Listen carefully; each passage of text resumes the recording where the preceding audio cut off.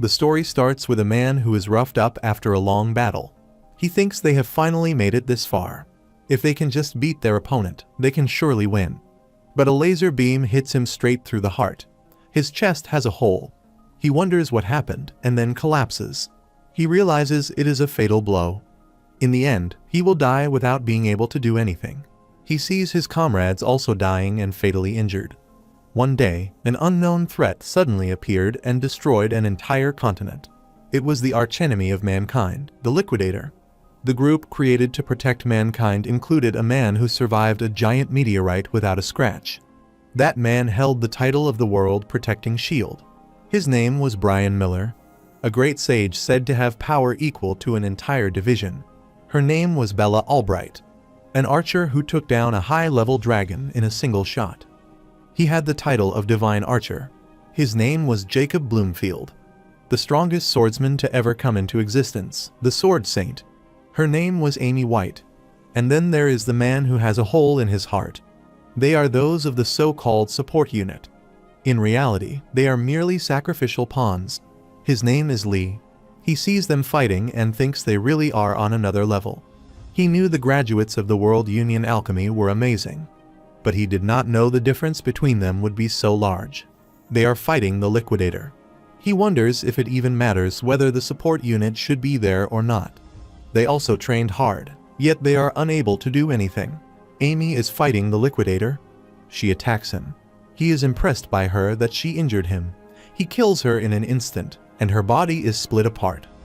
With the same blow, he also took all of them out. Gray is shocked and thinks there is absolutely no way they can win this battle anymore. He wonders how long it has been since his heart got pierced and why he is still alive. He is lying on his stomach. He sees a pool of blood, a circle of sorts. It speaks that they have found him. He should come forth, as he wields great power. He gets teleported somewhere. He wonders if it is the afterlife, but he thinks it is quite barren. He sees someone on the throne nearby and asks who they are. They are wearing a robe with a hood and have an ominous aura. They tell him that he has not perished. His body's physical wounds have already been healed. He asks if they healed him. It was not them, but his own power. He wonders what power it is. They cannot explain it to him, for even they are unable to properly analyze his power. But they can guarantee him that his power is stronger than the Liquidator possesses. That is, if he can control it properly. He asks if he can win this. They do not know. They say not to have high hopes.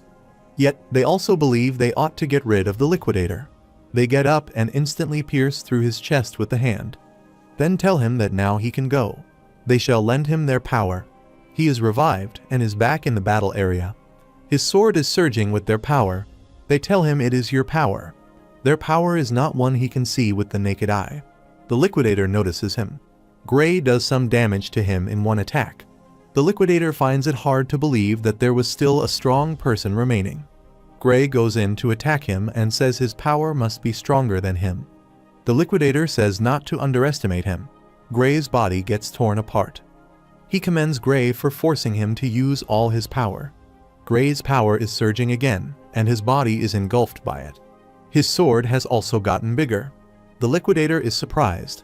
He wonders if Gray is truly human. He puts a barrier up. Gray attacks and gets through his barrier. He says he should ask him if he is truly human. He backs off a bit. The Liquidator wonders how he is alive. Gray says his strength is nothing to sneeze over. He says he will simply crush him over and over until he is dead. He attacks and the Liquidator calls him a monster. But he uses a spell and heals himself and then says time is up. It suddenly became night. But it does not matter and he goes to attack him. The Liquidator says it is all but futile. Within this plane of true dusk, nothing is capable of harming him. Gray should stop useless resistance and take a look at the stars. He sees and is mesmerized by them. But then a meteorite comes and lands on top of him. It causes a big crater to be made. The Liquidator says he will not be able to recover if he is completely pulverized to dust. But a magic circle comes. It is the same voice that was speaking to Gray. They tell Gray that he has gathered a great amount of power. This much should be enough to take him hack. The Liquidator is in shock and thinks it is Kronos. They tell Gray that using all of their power, they will send him back to the past. The liquidator calls Kronos a bastard. This is all what they can do for Gray. They entrust the fate of this world to him. Gray wakes up lying on grass. The sky is blue. He wonders where he is. He sees a town far away. He says it is his hometown, Renato Village. He thinks that cannot be possible, considering it was destroyed 15 years ago. But he remembers that they told him he would go back to the past. He wonders what actually happened. His wrist is bandaged, and he feels pain. He remembers this wound. Around this time, he was being picked on by Belder and the others. He cannot let himself be beaten by guys like them. But those guys were strong. He cannot beat them. He thinks that defeating the liquidator was just a dream. He will think about how to deal with them once he is a bit stronger. He does not want to get hurt. He is walking through the forest. He runs into them. Belder says he has been looking for him. He is with 3 others. He says he sure made him go through a lot of trouble. He throws a sword at him and tells him to pick it up. Gray gets confused. Belder says he should not act dumb. They should have a mock battle. Gray apologizes, saying his injury has not fully healed yet. He thanks them for inviting him, but he unfortunately cannot partake until his injury heals. They take out their swords and smirk. Belder says not to worry. The blade is blunt, so it is safe. Gray says that no matter how much the blade is blunt, it is still a big lump of iron. If it is hit in the place, it can hurt someone. Belder hits the sword on the ground and says to shut his mouth already. He says that Gray has no right to say no. If he does not like swords, then he can just fight without a weapon. He rushes in to attack Gray. He gets anxious and wonders why he is going to attack him, while he is unarmed, and what happened to this being a mock battle. Before he was sent back, a former military doctor told him that the reason his swordsmanship was not improving was because of an injury he has sustained as a child. He thinks this is about the time when his life as a loser began. He dodges his attack quite easily and wonders if his attacks were always this slow. He dodges again and again. He thinks it is he who has gotten faster. Belder is frustrated about why he cannot hit him. The others think the way he is moving. It is as if he is a completely different person. Gray picks up the sword. He thinks he may not have the body he used to have. But he still has the memories of the battles that he has fought. Belder attacks him from behind, but Gray smacks him, and he could not defend. It was enough to throw him off his feet. He wonders if it is okay for him to fight against such an amateur. But he thinks he is not someone who deserves his pity. It is these pieces of trash who tormented him because he could not fight. It is not the case anymore. He smacks him and Belder loses his sword. Gray thinks he is worse than an amateur, considering how easily he had let go of his sword.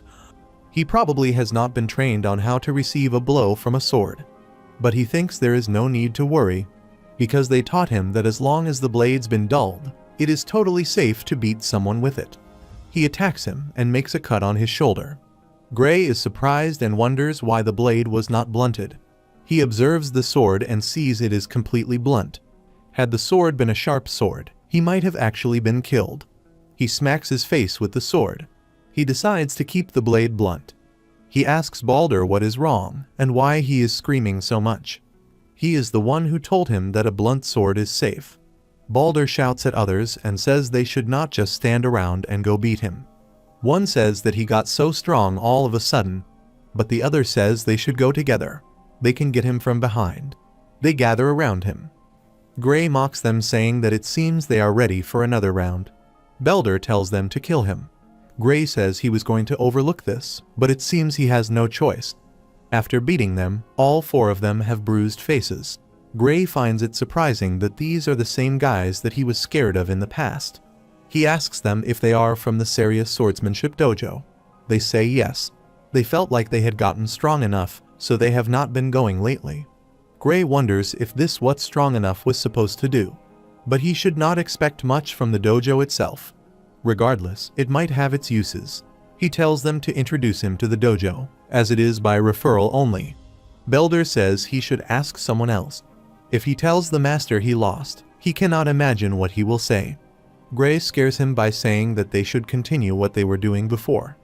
He panics and gets up.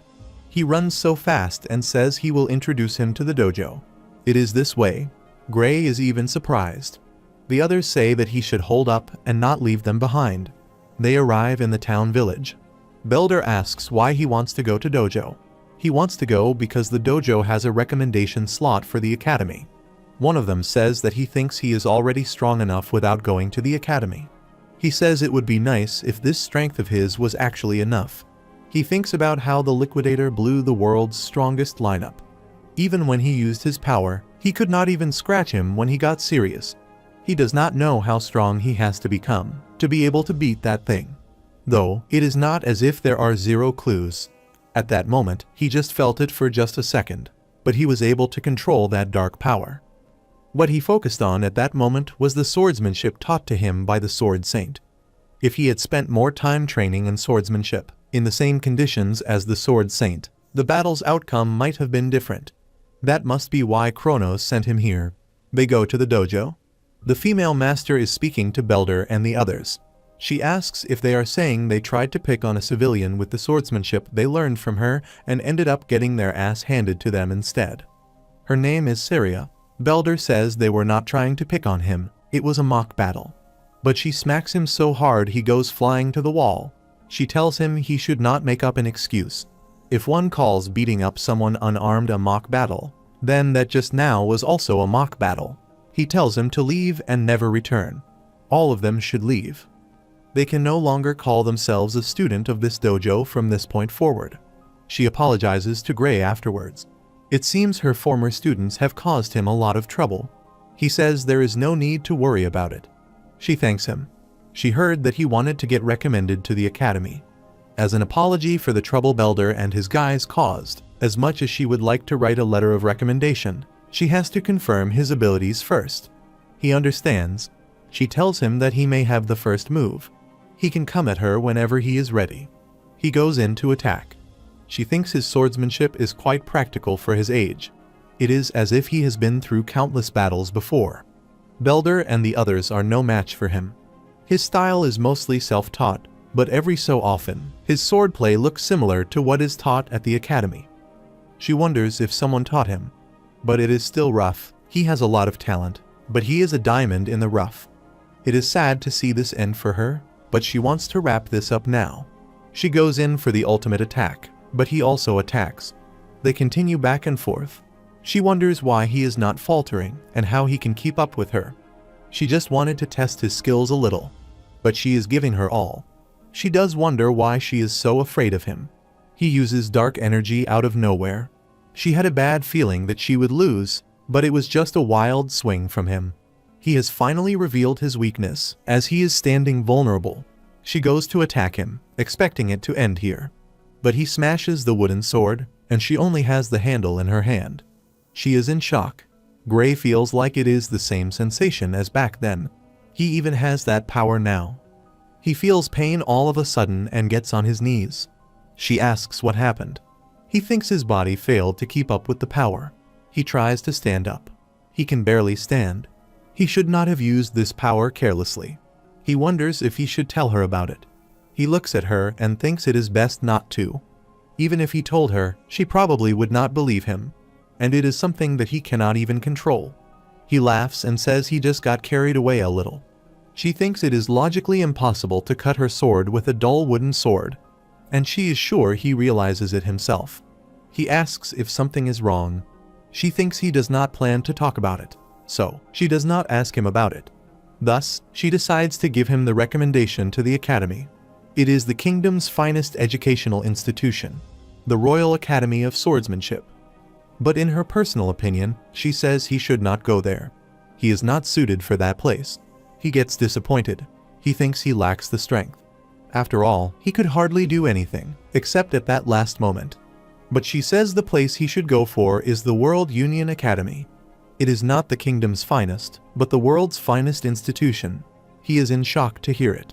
It is the same place where the Sword Saint and the others came from.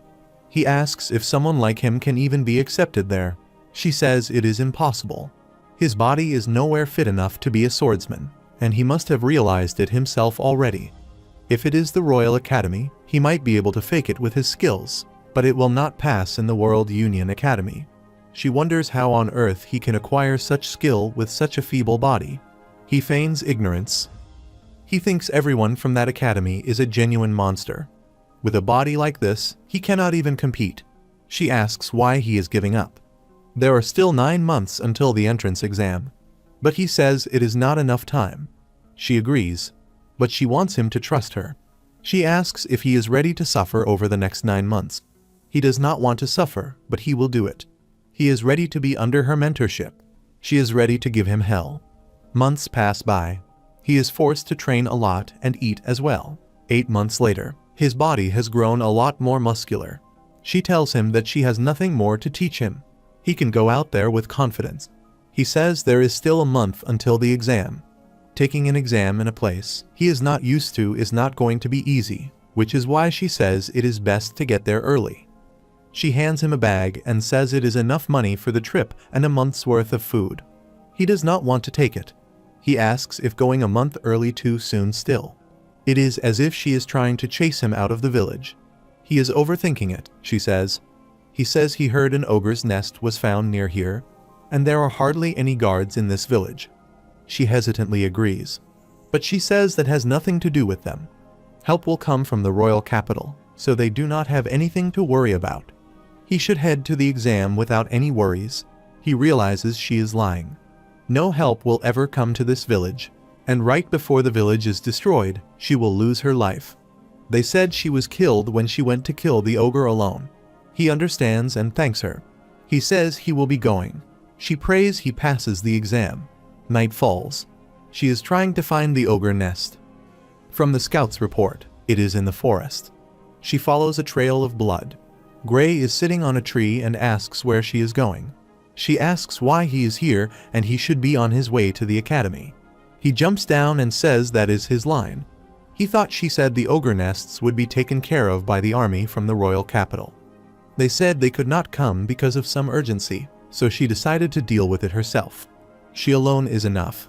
She knows the strength of the nest from the scout's report. Its boss is an elite ogre, and the nest holds around 40 to 50 monsters in total. That number of minions will be a tad bit tricky, she admits. He knows that an elite ogre is not that strong on its own, but the ogre's real strength lies in its intelligence and leadership. Considering the risk of getting surrounded, it is suicidal to fight alone. And there is one thing he knows for sure. If he lets Master go on alone, she will not make it out alive, and the village will be destroyed by them. He has seen that future with his very own eyes. He says to take him with her, but she tells him she alone will suffice. He does not want to miss this chance to gain some real combat experience. He asks if she thinks he is going to get in her way. She says he knows himself that he will not get in her way. She cannot even best him in a mock battle anymore, but nobody knows what may happen in a real fight, especially if it is a monster's nest that suddenly formed like so. For a dangerous job like this, it is best to wait until he has a bit more experience in a real fight. In that case, he has an idea.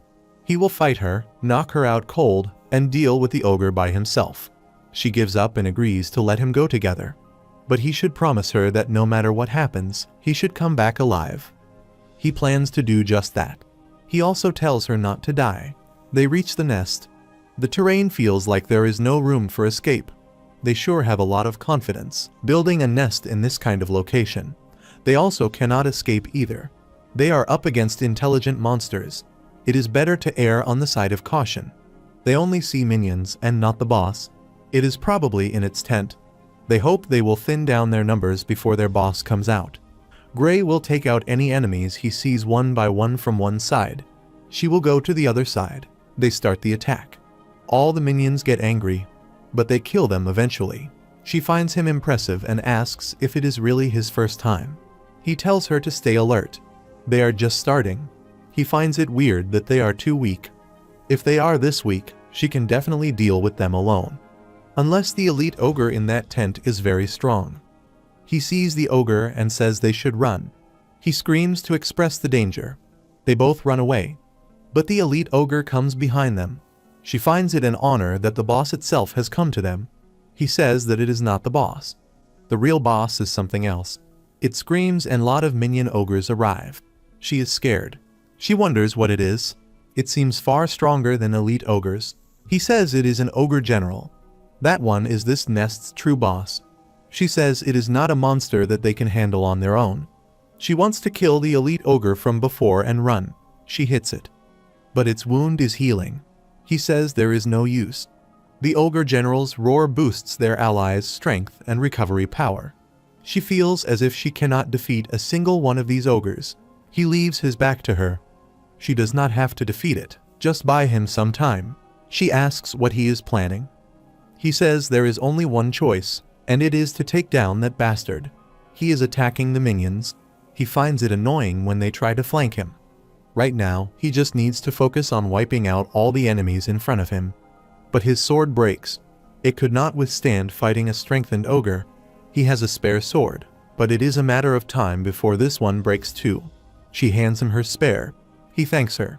He has 2 swords now, but they are not enough to wipe out all the enemies. But for one ogre general and any ogres standing in between, it is enough. He fights a lot of minions. But the ogre general roars again and they get more powerful. It seems like the general saw through his plan. Its intellect is not just for show. He rushes through the minions as he does not have time to deal with them. But he gets held up by one and the other injures him. They are trying to wear out his swords by throwing themselves onto him. He collapses. He is down to his last sword. He has to take on hordes of ogres and the general with just one sword. Because of his experience before he regressed, he knows he cannot win. In that case, he tells her to run while they are focused on him. She says she cannot do that. He asks if she is planning to die for nothing. He will run after her. She should not worry about him. She says that is not it. Her leg is injured, so she cannot run anymore. He thinks he has run out of options. He traveled back in time so that he could defeat the liquidator, and yet it is all going to end in a place like this. But he musters up his courage and knows it is not over yet. If it is the power from that time, as long as he can tap into that power, even all these enemies are easy. He tries to remember it. His sword is broken now. But he gets ready and tries to remember the sensation from that time. His dark energy emerges out of the broken sword and on his face. She is concerned about the situation. But he says he is all right, and kills a lot of minions in one blow and also the general. Saria is also able to defeat the ogre elite easily, now that the general is dead. They are all dead. He says they somehow managed to survive. He apologizes for breaking her sword. She does not mind. He saved her life. That aside, his attack was no fluke.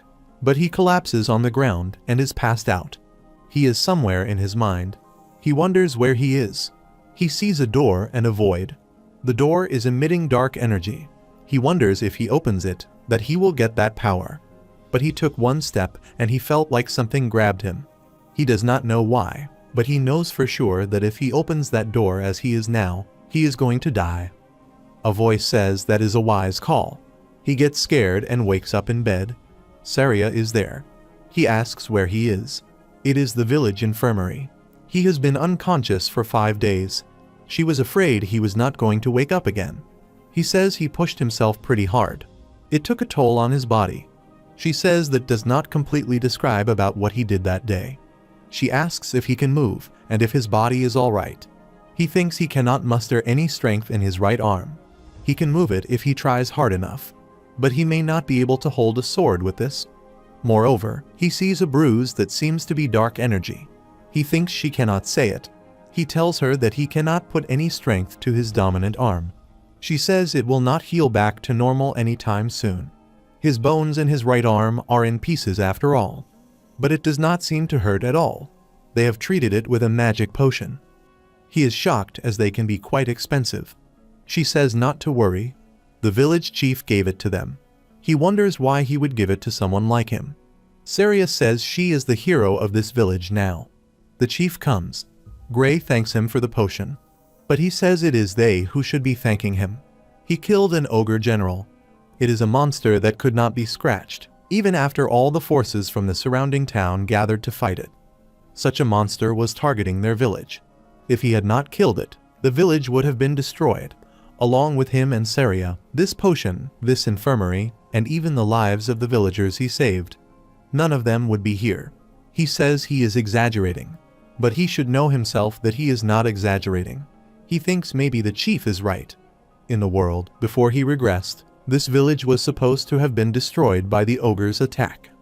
The chief says if he still fails to realize the significance of what he has done, then he would be more than glad to explain it to him in great detail. He was told that he is going to take the entrance exam for the World Union Academy. He remembers it now. He realizes that he went to kill the ogre a week before the exams. If he has been asleep for 5 days, then that leaves him with only 2 days left. It is a 3-day walk from here to the World Union Academy. He could get there in a day on a horse, but he does not have that kind of money. He asks the chief if he can lend him a horse. He knew he would say that, so he prepared the best horse in the village for him in advance. With her legs, he should be able to get there in no time. Saria says if he had not woken up today, they would have carried him there in his sleep. He goes outside and a huge crowd of villagers is there to cheer him on. They thank him and want him to pass his exams. They offer money that the whole village chipped in for him. They heard it costs a lot to apply to the World Union Academy. He thanks everyone and is happy. Now he says going back will be hard for him if he fails his exams. She says there is no need to worry. Not a single one of the applicants in the World Union Academy could beat an ogre general. But with how his right arm is now, he wonders if he can pass. She says his left arm still works just fine. So, that is more than enough. He does not need to use that power of his either. But the entrance exam might not be lenient that he can pass it with just one arm. She says it is fine. The Academy's examiners are not blind to overlook his ability. She guarantees that he will definitely pass. He is grateful to her. After she puts it like that, he cannot fail now. The village was destroyed in the previous world, but it still exists here. This world is no longer the same as the old one. The future can be guaranteed with his power. He is off. He made it in time. He sees the Union World Academy. It is on the ocean. A fortress of sorts. Lot of people are going inside. The announcer says they will now begin distributing the exam tickets. Until this process is complete, all examinees must inside the central arena.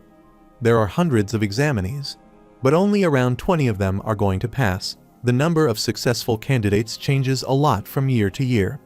In some years, they accepted 50 people, and in others, only one person made it. Professor Ariel tells them that they should get straight to it. They will now begin distributing the exam tickets. Examinees should take the paper that appears before them. He smacks his fingers and magic appears. Everyone gets handed tickets. Gray is examinee number 513, and it is the fencing course. Some of them might be surprised to see that nothing is written on it except their number and course. Rest assured that is how it is every year. The World Union Academy does not discriminate based on age, gender, nationality, status, or anything else. Even their name is of no significance to them.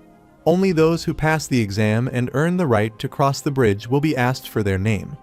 They can even give them a fake name if they prefer. Gray left his sword at the inn, but it still says he is in the fencing course.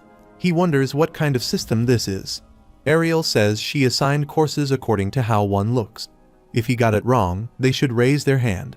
Some wonder if she is joking. There is no way that she did that with how many of them are there. They think they must have checked them out already beforehand. Or maybe she used some kind of mind-reading magic on them. Nobody raised hands. Next, she will announce their exam schedules. They should check their tickets. Gray is assigned on the first day at 11 a.m. He was hoping for a little more time to let his arm heal. She says this is a one-shot practical exam. If they are late, they are automatically disqualified. They should make sure to come on time. They also do not accommodate personal requests for schedule changes. Gray still thinks he cannot get much strength into his dominant arm. He wants it to heal by tomorrow, even if it is only a little. The next day comes. It did not heal at all. He has to take the exam with his arm like that. He has to wait at the entrance to the arena as his number is called. He should not be pessimistic about this now. His left arm is fully functional, and he can still move his right to an extent. He needs to use what time he has left to watch examiners' moves. Find an opening and see what he can do. He observes. The examiner simply dodges the examinee's attack. But he is not done yet. His sword blocks the attack though, and then the examiner smacks him. That concludes his exam. He can retrieve his weapon and exit the venue now. Gray thinks he is done for. His number is called. He wonders how to defeat someone who just beat a guy larger in build than him, with one arm. The examiner says to make the first move. He feels he does not stand a chance, but he will still do whatever he can. He remembers Saria telling him that a sword is not swung with just his arms. He can channel the power generated by his entire body through his arms. That is what she taught him. Even if his right arm is powerless, he can drive the force through his other muscles. He can fight. It may not be the way he usually fights. If swinging a sword without arm strength was that easy, no one would bother training their body in the first place. He thinks the examiner's sword attacks are slow. He has insane power, but his speed and technique do not even come close to Saria's. If he relies on the swordsmanship he learned from her, he might just be able to make up for the difference in arm strength. In that case, he fights with speed. The examiner can barely keep up. He is not nearly as strong as he thought.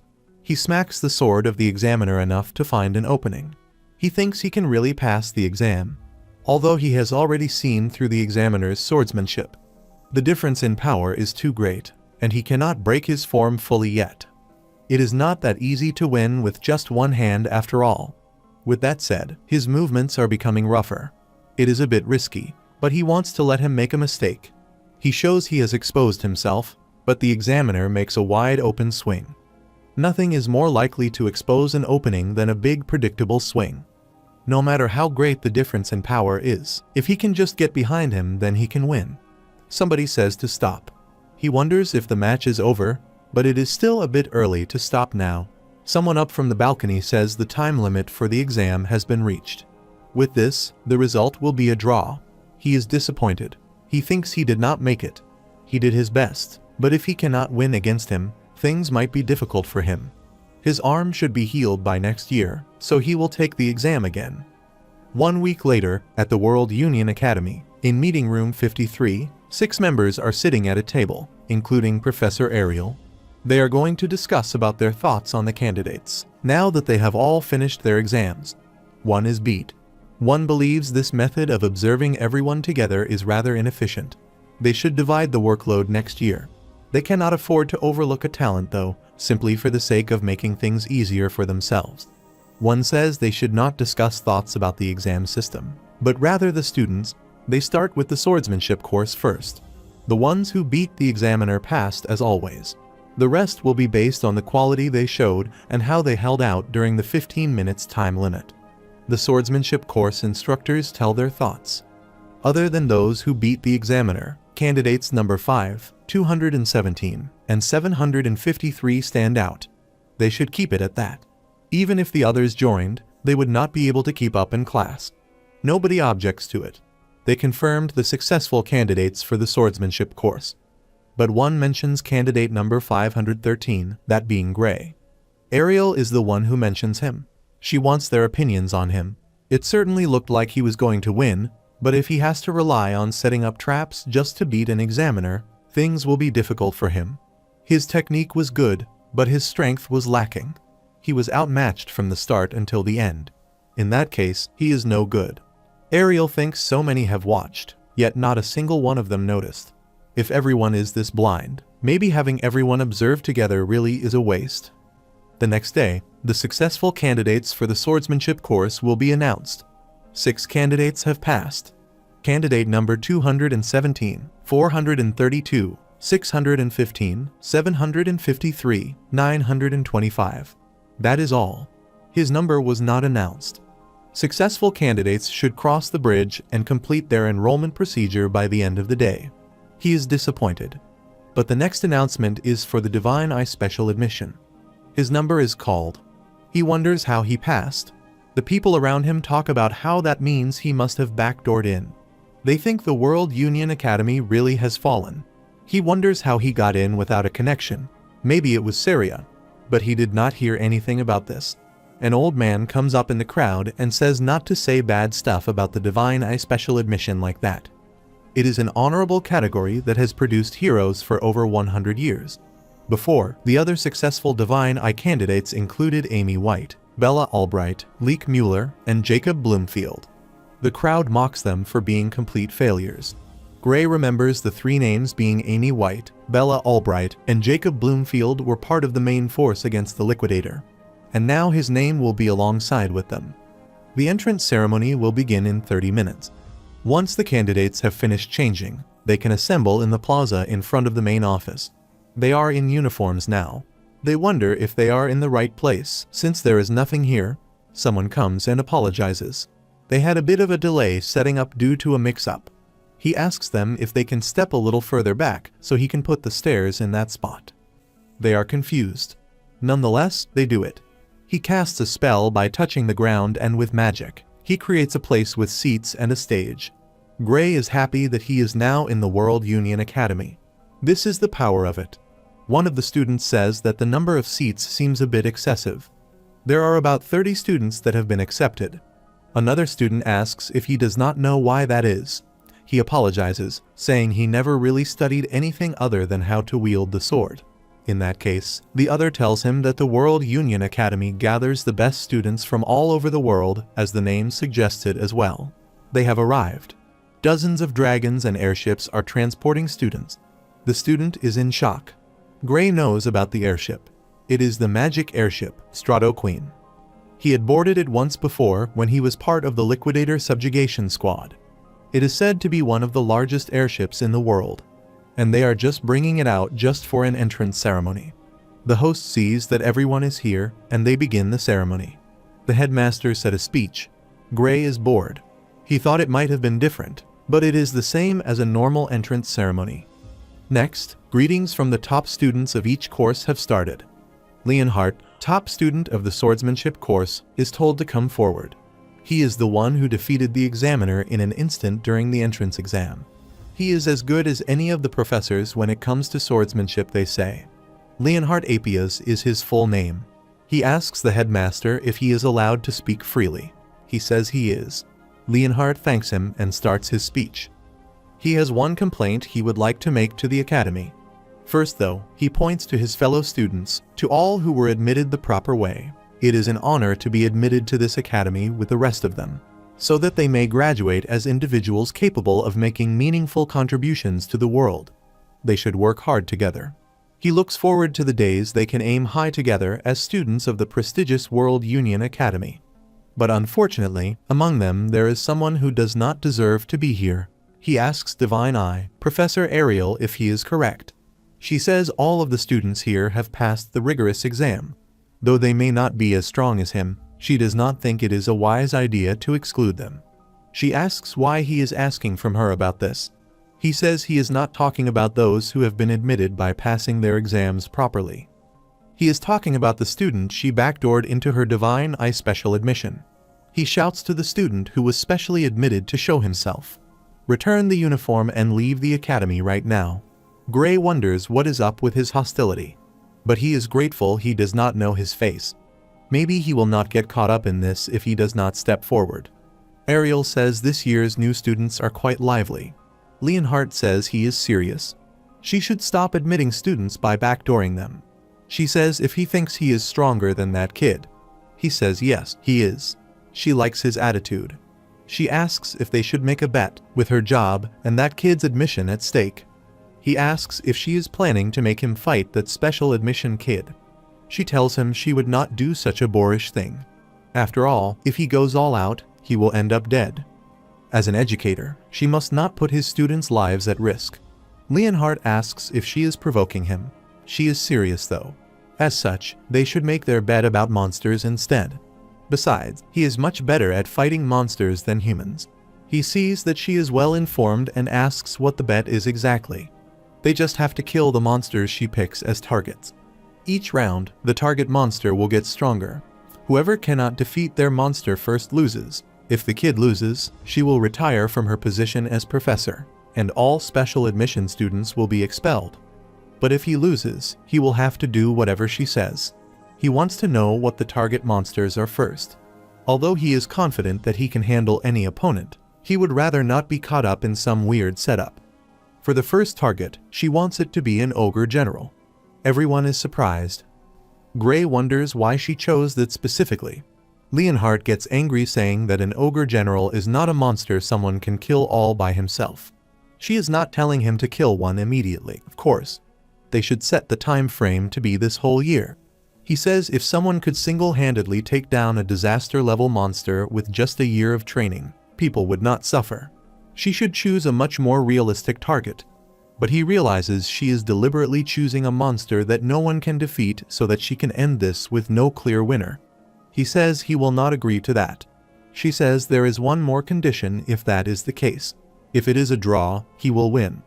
In other words, if that kid fails to defeat the ogre general, he will be automatically fired, and all the special students are expelled. He finds her insane. He cannot help but feel like the outcome of the bet is already decided. She says he has no objections then. He wants to know if the general ogre will not be weakened already or stuff like that. She says that will be the case. As for the details, she has already written them down in the magic contract. He may sign it if he does not have any problems with it. He says he is in.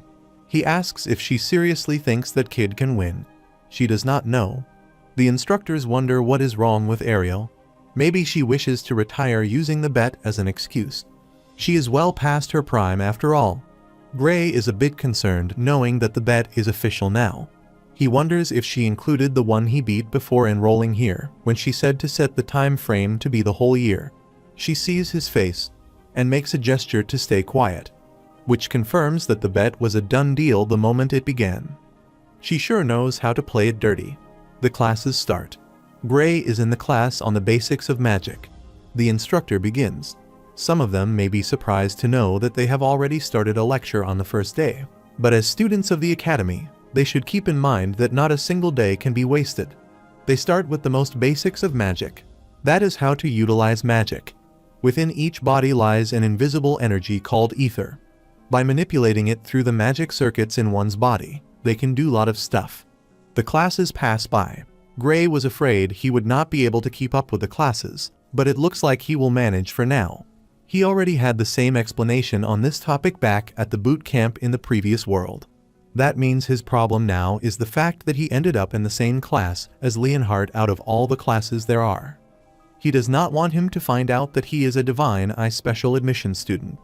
The magic class instructor sees Gray and says he looks bored. It has been less than 5 minutes in, and he is already looking away. He has some nerve.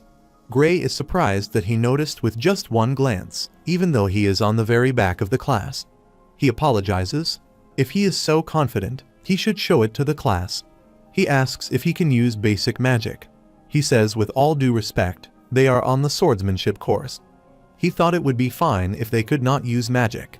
Even if he can only use a sword in a real fight, they still need to know the basics so they can coordinate with a mage. One needs to learn basic magic and grasp how it feels at the very least.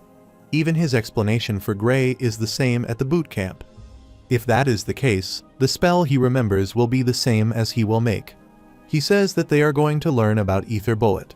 The instructor says if he knows about it, he might be able to use it. Gray is grateful for attending that hellish boot camp. The instructor says this is a good opportunity. They should make this a match. He asks Leon if he can use Ether Bullet as well. He says of course. With that said, he has been trained not only in swordsmanship but also in magic before he even started school. He says it might be a bit risky for Gray to go up against him in a real fight. The instructor says that no matter how big the skill gap is, they are only using Ether Bullet. He is not going to die, and he is not going to tell him not to hold back. But Gray is this year's Divine Eye student. Everyone looks at him, and he is concerned now. The instructor smiles viciously. Leon says then he has to properly show him the ropes. He will show what kind of place this academy is. He should step down. The instructor says when he gives the signal, they should shoot their ether bullet at their opponent. He spent only a few days learning magic at the boot camp. Even though he is not going to die, it looks like he will not get out of this unscathed. They are told to begin. Leon says he will show him the difference in their strength. Gray panics and thinks he has no choice and creates a very big ether bullet to which both are surprised. Leon gets scared, but the magic instructor puts a shield up and says that it was close. However, despite hitting the shield, the effect is so strong that Leon gets pushed back. The instructor goes to check on him. He says he is fine. Had the barrier not dampened the impact, it could have killed him. Even among them professors, no one could cast an ether bullet that strong. He asks Gray what he just did. Gray thinks that was very feeble. It is definitely not the same spell he used back then. He wonders if the ether bullet he learned as part of the subjugation squad differs from the one they teach at the academy. He asks the instructor if he used the wrong spell. That spell was definitely ether bullet, but the quality of his was different. What he used was not normal ether, but rather super compressed ether. The students have never heard of it before. It is a power that even the professors have trouble producing, yet in that moment, he managed to produce and reform it into a spell.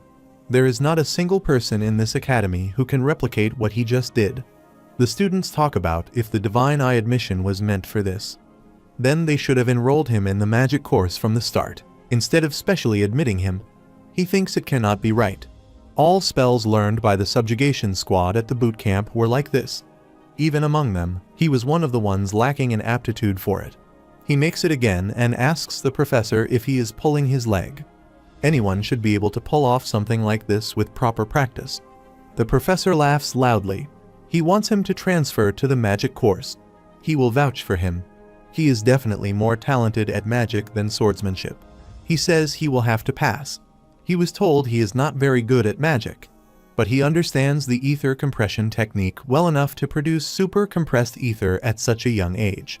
He is an unparalleled prodigy, even by the Academy's standards. He can personally guarantee it. He does not know which fool said he has no talent, but they clearly had no idea what they were talking about. He asks him if he is sure about not transferring to the magic course. The students say that it is quite amazing for a professor like him to praise him like that. He says in any case, it would be a loss for the world if he does not study magic. He would even go so far as to say it would be a crime against magic.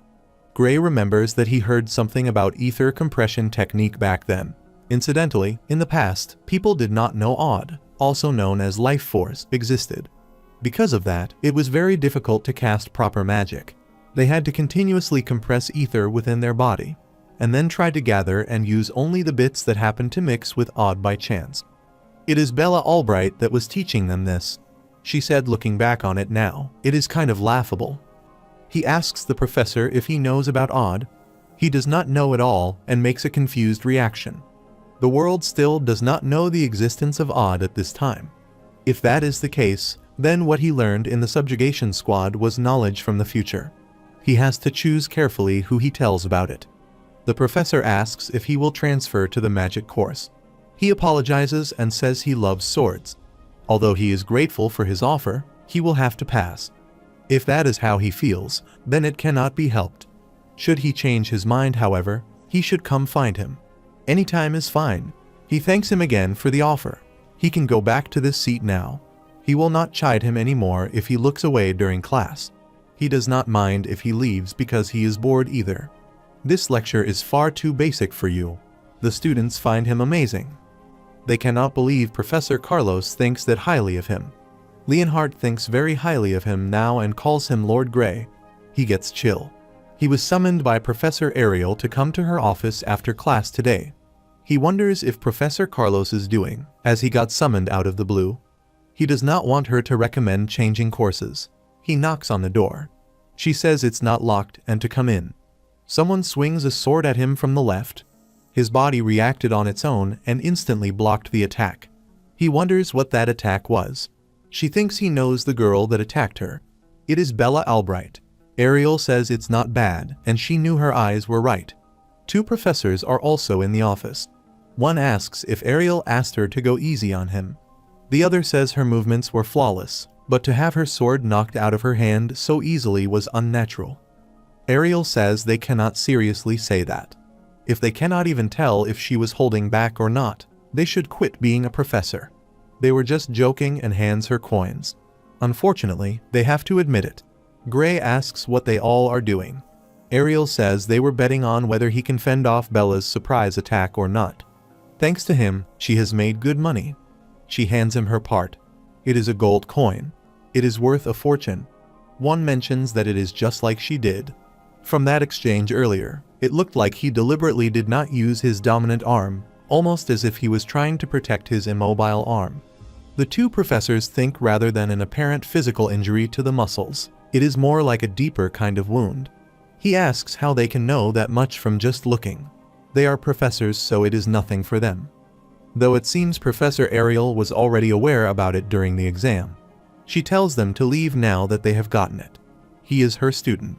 She will not give him up. They admit that he has potential. For now, that is. But if that wound does not heal, it still means that he failed to meet the Academy's admission standards. He should keep it in mind. Now that the nuisances are out of the way, she wants to talk about magic. She heard he used super compressed ether in Professor Carlos's class. He came to her office and asked her to hand him over to the magic course. She obviously declined. To her, he is more suited to wielding the sword than magic. At the very least, he certainly does not look like he is good at magic compression. He does not even show signs of having practiced it. She thinks I can simply know everything by looking. It is best for him to not lie here. He agrees. She asks exactly what sort of trick he used. She promises him that she will not divulge it to anyone, and she will even offer him a reward. She really needs to know for Bella's sake.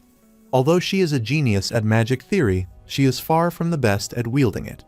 For some reason, she just cannot use the ether compression technique well. That is why she cannot create super compressed ether. He did hear that Bella Albright was a late bloomer. However, she heard that when he used super compressed ether, he did not look like he compressed ether at all. If there is a way to use super compressed ether without actually compressing ether, then she will not have to be sent to Professor Bradley. He gets concerned and asks if she means Professor Varian Bradley. It is impossible not to know him. He is extremely infamous. After all, he has conducted countless experiments on humans, murdering many in the process. On top of that, he has caused magic disasters that resulted in the death of tens of thousands of people. He is history's worst magic criminal. He still has not been caught in this period. If she cannot create super compressed ether by the end of the year, she will be sent to him, where she will undergo surgery. He says that would be a bad idea. She agrees, though the surgery is under the pretense of enhancing her magic abilities. It is actually human experimentation. It has not been made public, but rumor has it that because of him, some people have died, while others were left broken. Bella says it is dangerous and scary, but she will be expelled by the end of the year if she cannot use super compressed ether. Ariel says she would want her to quit the academy. She does not want that man to mess with her body. The magic he knows is knowledge that does not yet exist at this time. If he tells them, he might end up changing the course of history. Well, he does not care and wants to stop the liquidator. That hellhole people call the future is much better off changed. He understands and wants to teach her how to use super compressed ether. They got to the arena. He writes down all the knowledge he has about magic. As promised, she should not tell anyone he taught this to her. They have signed a magic contract. They will die if they break it. He asks her what she thinks after hearing what he has told her. Ariel says just learning about Odd alone blew her mind. But the knowledge of magic he just revealed is even beyond that. Bella says it is brief yet well organized. To put it in words, she felt like she was listening to a magic class from hundreds of years in the future. Just hearing his explanation has definitely advanced the history of magic by 100 years. She is happy. Of course, the knowledge he gave was from the same lecture 10 years from now. He thinks it does sound like it has advanced by 100 years to a person today. Ariel says there was a lot of information she could not judge properly. She asks Bella if what he said is true. She says there is a good chance that his theory is true. None of it contradicts the current theory of magic. Plus, the quickest way to find out is to test it. That is why they are in the arena. If everything he said is true, then the spell should work. She hands him a paper. According to that theory, she shows off her full strength. He remembers that Bella Albright's full strength was capable of burning down an entire city. Moreover, she was said to be unable to properly control her powerful magic output, which she cannot do and causes a huge surge of magic, reaching the sky. It is quite overwhelming power. If she had not taken control of the magic a split second earlier, he would have died. It literally saved his life. She has done it. She tried controlling it too. She has created a magic dragon. She finds it so fun. But she is out of ether now and collapses. Ariel tells Gray to relax as he got concerned about her. She simply fell asleep because she ran out of ether. Ariel finds her spell marvelous. It is quite impressive that she put together magic on that scale in such a short amount of time. She speaks while sleeping that it is not her that is amazing, it is the theory. She can easily create super compressed ether. Gray thinks it is still her theory. Now that she can create super compressed ether, she no longer needs surgery. She will tell Bradley herself to call it off. She is glad that she avoided the risky surgery. And she is especially glad that she did not lose her magic control. Although Bradley's surgery can increase one's magical output, it comes at the expense of control. Exactly how it works is a secret, but it seems to be a surgery that forcibly breaks one's limiter. Gray realizes that was the reason the sorceress in the past world could not control her powerful magic because of that surgery. In any case, thanks to him, Bella is now able to create super compressed ether, thus fulfilling the terms of their contract. Now it is her turn to fulfill her part of the contract. She wants to use magic on his right arm. She does some magic and asks how it feels now. He can move it. He thanks her. Not even a magic healing potion could cure it. But she did it using her nerves restoring magic. She wants to know if it moves the way it used to. He should try to swing a sword and find out. It does not feel like it moves as well as it used to. She may have repaired his nerves, but his magic cannot heal the wounds in his soul. Today's magic knowledge has not proven the existence of one's soul yet, but she believes it does. After all, she can see it with her eye. Even now, his soul is slowly healing. It will naturally heal as long as he does not overexert himself. It is fine if he exercises normally as he does, with swords. Rather than that, she would like to know what kind of swordsmanship could harm one's soul like that. Then again, there is already an example of swordsmanship that uses one's soul to move the sword. She mentions Amy White and asks if he knows about her. He gets nervous that she mentioned the sword saint's name here. In this present time, they should not even know each other yet. She asks if she is wrong. The way he wields his sword, it gives the impression he learned it from Amy. But on second thought, it has a slight difference. The person he learned swordsmanship from seems to be a bit more skilled than Amy. Although, give it a few years, and Amy will be just as skilled as his master. He is surprised that she knows a lot. He has to change the topic. If he lets this conversation continue, he might end up spilling everything. He says that he learned swordsmanship at a dojo in his hometown. He asks if it is even possible for one's soul to be damaged because of swordsmanship. She says it is not possible. At least, not by any ordinary swordsmanship. There is no way that something ordinary could defeat an ogre general with just one slash. Not to mention, cutting down the surrounding ogres and trees too. She already knew about it. Thanks to him, she has practically won the bet. She was shown some of the remains left at the scene. They were magnificent. Not even the most sophisticated cleaving magic could have done that. That mysterious power within him was used by him. He asks if she can see it with her eye. Of course she can. She can also see the power leaking through the chain door. He really is sure that she knows everything and can really see it. That said, she has seen power similar to his before, though she does not think they are the same thing, just that they have a similar vibe. She is not sure if the other powers are human or not. The Liquidator, that is what they are called. His reaction lets her know that he has heard of them. He wonders why that name is mentioned in this time period. She did not think it was all that was known. With him knowing that future-looking kind of magic theory, she thinks it is not surprising. She asks how much he knows about the Liquidator. Only that he is an extremely dangerous threat to humanity. He has to be stopped before he appears. If that is impossible, they must be destroyed, no matter what it takes. She finds it a little extreme, but she does agree that he is dangerous. Even so, Varian Bradley seems intent on continuing his experiments. He asks how he is related to this. The Liquidator is the very being he is trying to summon. He did not know that the Liquidator was man-made. No one ever said that. Then again, the Academy in the last timeline acted as if they knew exactly where the Liquidator would appear.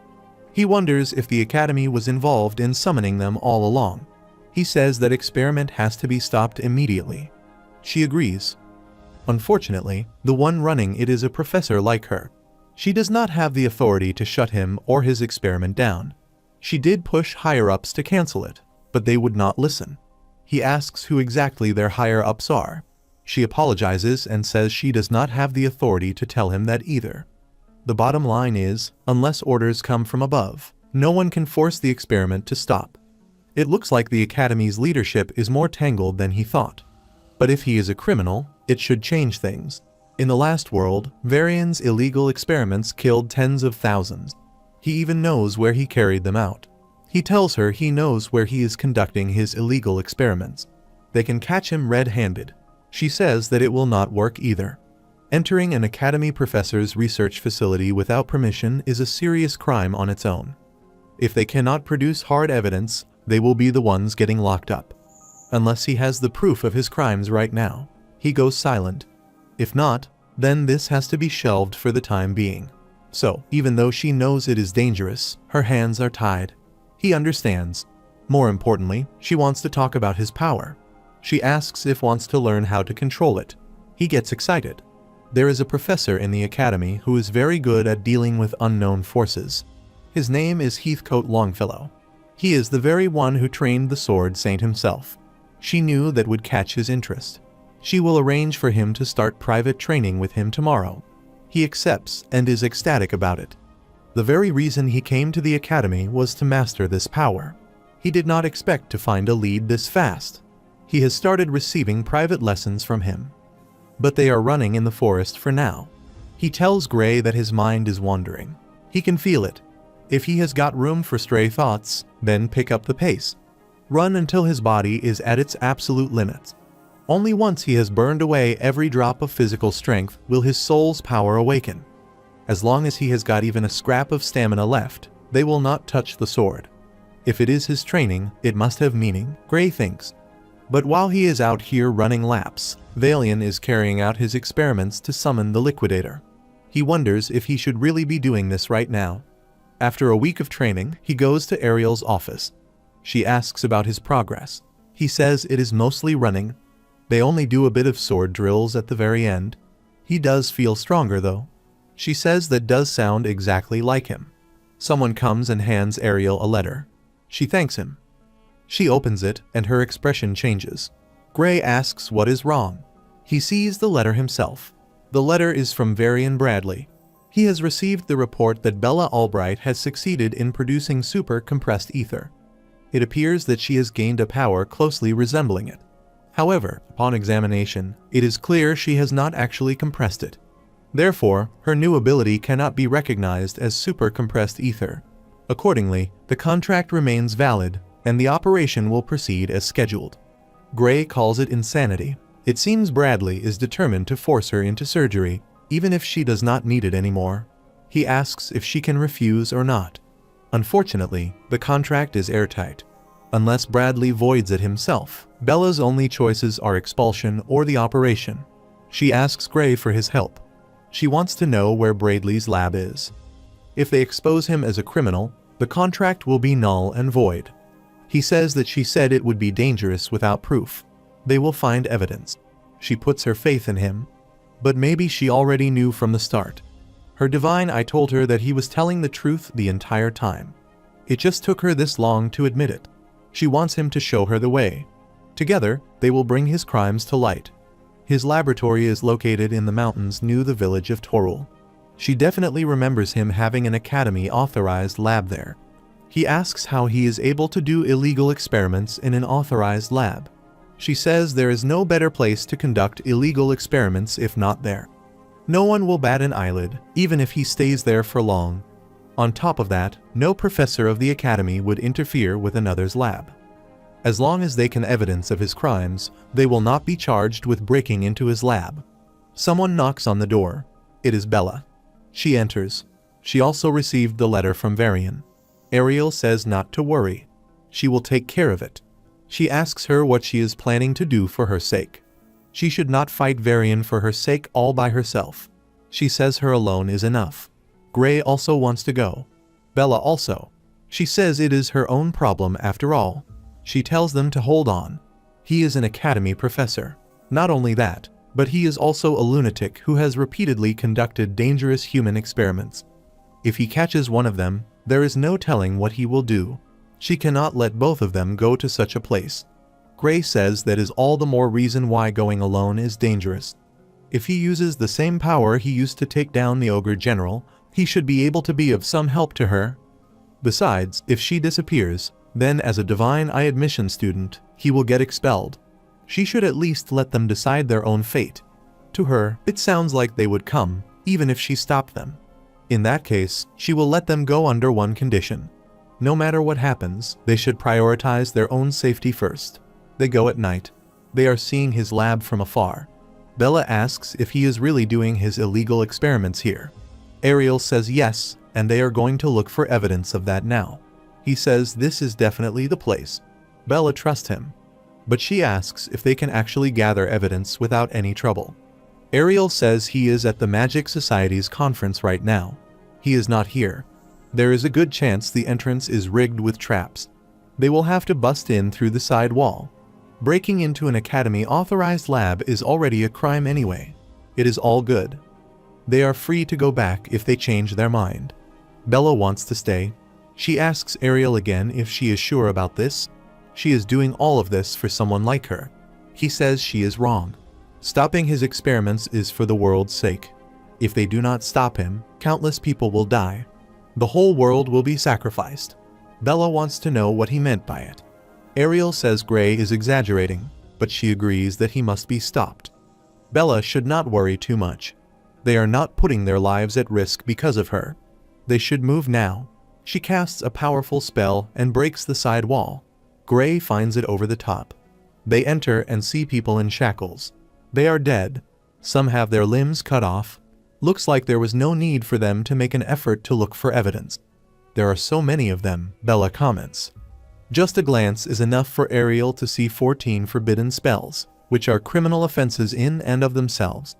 There is not even a need to mention unauthorized human experiments as equally serious offense.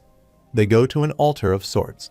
Bella thinks they should rescue the trapped people, even if their plan was to leave with evidence. Gray says they should not stay here for long. If they take too long, Varian might return. But he is already there and asks if he was calling him. Ariel asks whatever happened to his conference. Gray wonders why he is here. They get ready to attack him. He says he arranged for a double to go there in his stead. He has an important experiment to do here. He managed to get some fresh material for it. He would like to use them while they are still fresh. But there are changes of plans now. He wanted materials with more potential for magic than the average person anyway. He does not know how they caught wind of his experiments. But he is sure they did not tell anyone they were coming here. If all of them suddenly went missing, no one would suspect him of a thing. Ariel says he cannot use them as lab rats. He says to relax. Their sacrifice will push the boundaries of magic itself. Since he cannot let them leave alive, he will make sure they are put to use as best possible. Bella and Ariel use magic attacks, but he defends himself using a barrier. He finds it magnificent. The Divine Eye Ariel still has not lost her edge. To think a special admission like Bella would be such an exceptional talent. Perhaps he should start looking closely at the other Divine Eye recruits as well. He is impressed by her little stunt. An academy student is trying to assassinate a professor. It is better to be killed than be killed, though she just missed her chance. Ariel tells them to pull back for now. They already have their evidence. The academy can handle the rest. But Varian uses dark magic to attack Bella. Ariel uses a shield to block it. Varian says it is pointless.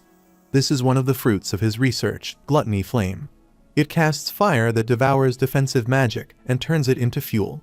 In theory, it cannot be blocked. The only downside is it costs a little rare material to conjure. She is struggling to block it.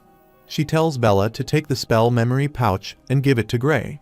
If Heathcote sees it, he will know what to do. She uses her own magic to block the attack rather than going. She wants to handle this, as Ariel's barrier is breaking. Ariel says they made a promise before coming here. If something goes wrong, they will put their lives first. Varian's magic is clearly unnatural. Defense spells will not stop it. She will buy them sometime. Bella says it is fine. The spell is not that strong. It just needs a slightly different kind of defense magic. Varian gets angry and finds it impossible.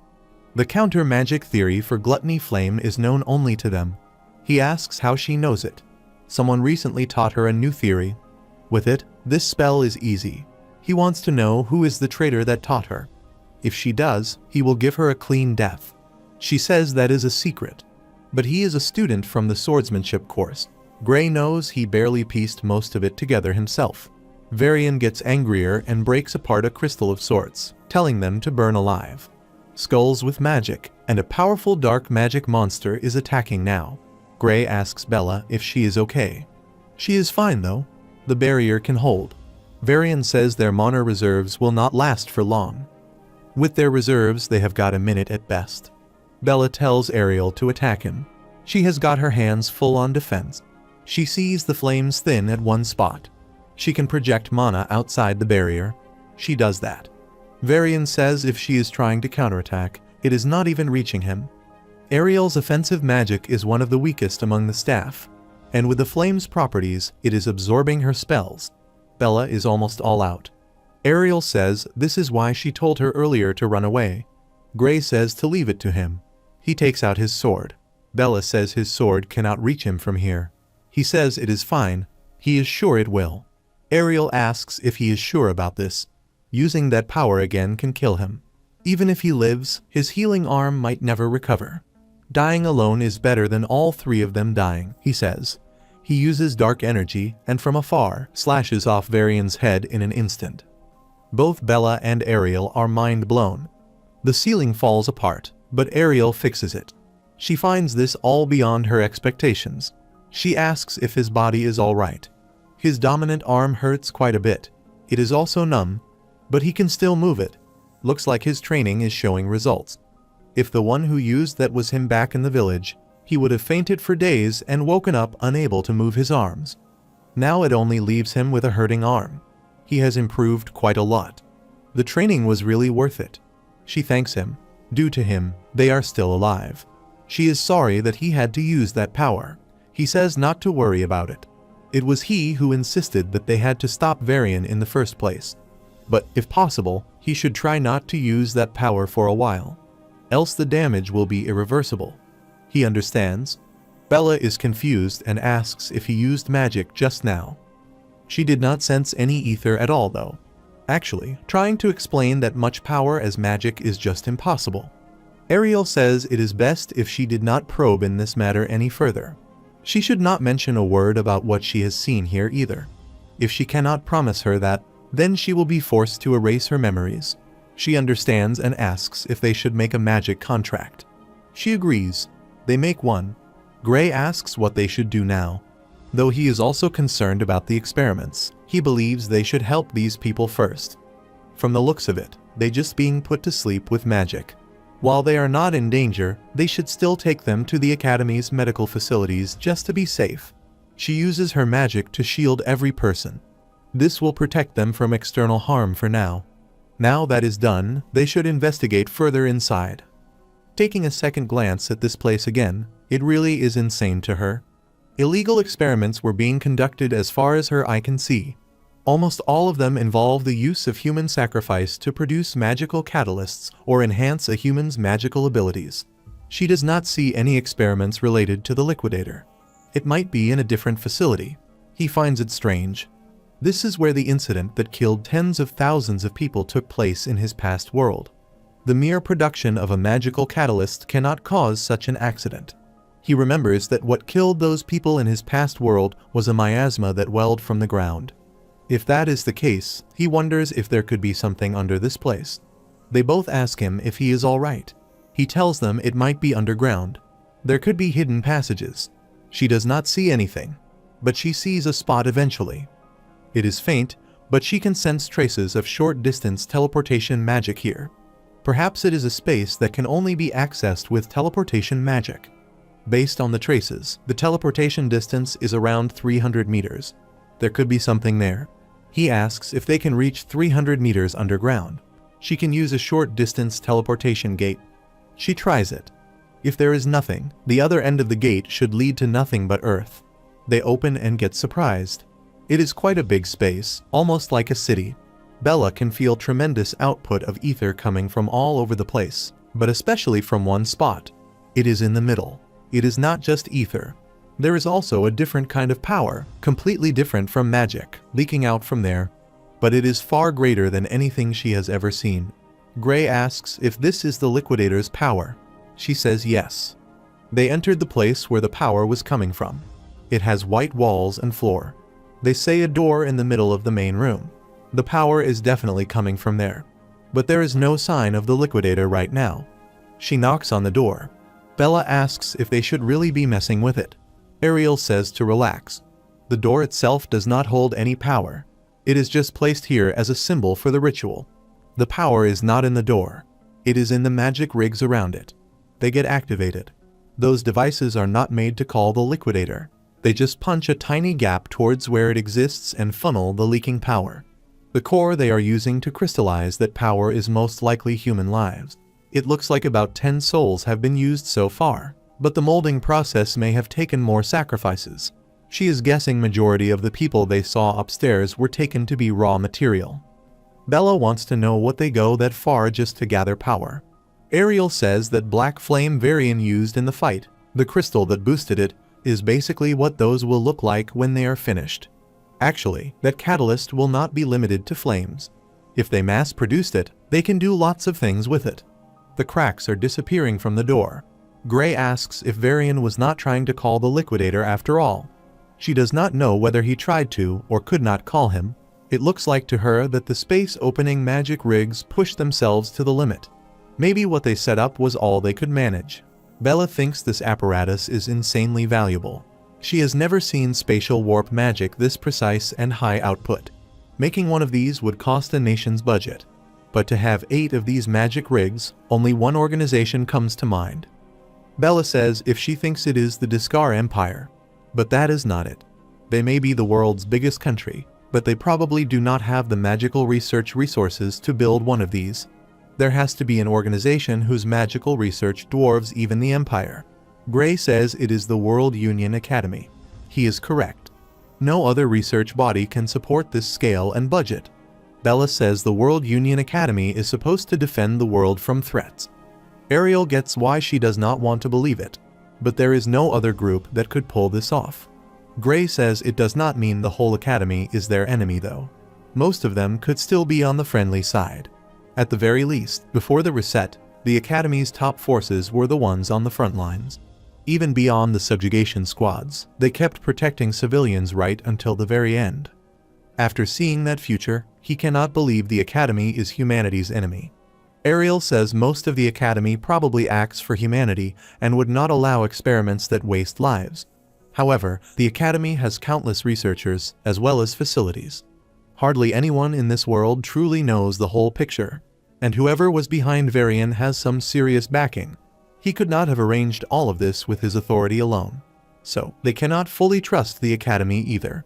She has watched the academy from the inside for decades. It is not an organization that one can blindly trust for sure. Most of the people inside must actually think they are doing what is best for humanity. Hell, even the ones behind this experiment probably convinced themselves it was for the greater good. The truth is buried in the dark. He asks her if there is any idea how they could find the mastermind. She says there are no communication devices in this facility. Not even the maker's magic residue is left in the rigs. The cover-up is so thorough that finding any would prove difficult. Some explosions happen. It seems they even installed evidence-erasing mechanisms. They did not blow up the place the moment Varian died though. She wonders if they were planning to lure the ones snooping around before detonating the place. Bella says this is no time for hypotheticals. They need to get out here first. She says to calm down. They are just magical explosives. The World Union Academy's professors are not that weak enough to be killed by something like this. She creates a magic circle for teleportation. They should not step out of the magic circle. They get teleported out at the end. Everyone who was captured also made it out safely. They both thought they were going to die. It was way too close for comfort. She had more baggage than she expected, so it slowed the teleportation down. But it was all worth it. The lab has been destroyed. But they got the magic rods. Once they show this to the academy, they will not be able to ignore them anymore. They reach the academy. The survivors are being treated in the academy's medical wing. The headmaster owes them their thanks for stopping Varian's illegal experiments. The magic engines he had, each one, are worth more than the national budget, and there were 8 of them. There is no way Varian could have gathered that kind of firepower alone. Ariel asks how he obtained them. They are stolen goods. They were hijacked mid-transport. 78 transport agents were wiped out. It was an incident that happened 15 years ago. The stolen cargo back then carried these engines. The one responsible for it is Blood Drinker. It is the world's biggest crime organization. Parasites of the world that always crawl back, no matter how many times people crush them. Bella gets furious as they killed her parents too. Even if they exterminate them 100 times, they will still resurface. No one knows where they hide or who leads them. Some say over 70% of all crime-related deaths are their own doing. The headmaster says he would not be surprised if some of their people are already inside this academy. What is worse is that there is no way to tell them apart. Even if there was, the academy would not act on it. Gray asks if there are criminals inside the academy. Ariel says that is how the academy operates now. Anyone with talent gets a chance to grow stronger, no matter what their bloodline, race, or gender. It does not matter if they are a criminal, either. Bella finds it absurd. If there are criminals here, they should be dealt with. However, the higher-ups do not seem to share that view. The headmaster is nothing more than an underling. He may be the face of the academy on paper, but the authority he actually holds is laughable. If they want to know who is truly running things, they should grow stronger. The more power they prove they have, the deeper they will be allowed into the academy, and the more secrets they will uncover. He cannot name names, but they have an upperclassman who has enough influence to shape the academy's entire direction. Even that crazy policy of accepting criminals was his decision.